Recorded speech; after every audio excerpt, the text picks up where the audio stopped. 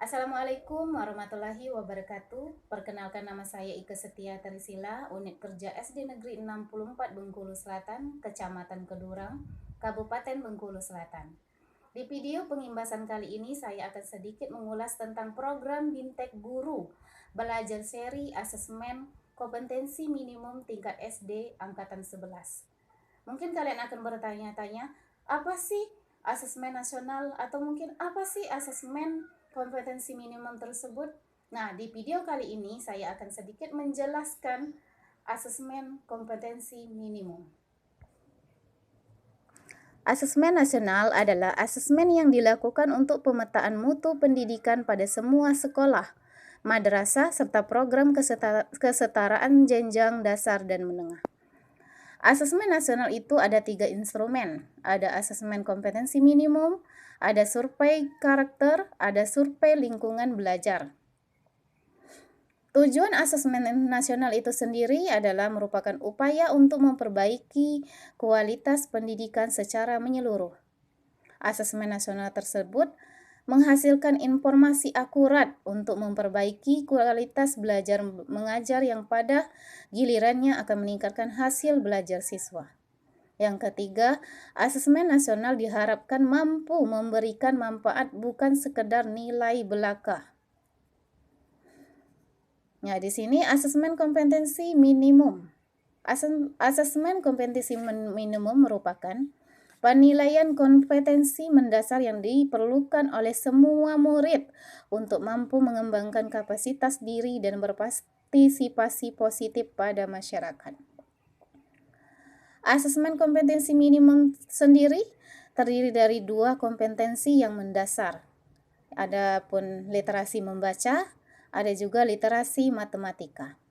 Literasi membaca sendiri itu sebagai kemampuan untuk memahami, menggunakan, mengevaluasi, dan merefleksikan berbagai jenis teks tertulis.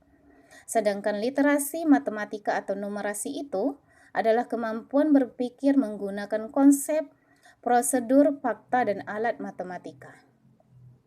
Baik pada literasi membaca dan numerasi, kompetensi yang dinilai mencakup keterampilan berpikir logis, sistematis, keterampilan serta bernalar menggunakan konsep serta pengetahuan yang telah dipelajari. Menyajikan masalah-masalah dengan beragam konteks yang diharapkan mampu diselesaikan oleh murid menggunakan kompetensi literasi membaca dan numerasi yang dimilikinya. AKM dimaksudkan untuk mengkompetensi secara mendalam, tidak sekadar penguasaan konten, tetapi juga sebagai mengembangkan kapasitas individu, warga Indonesia dan warga dunia.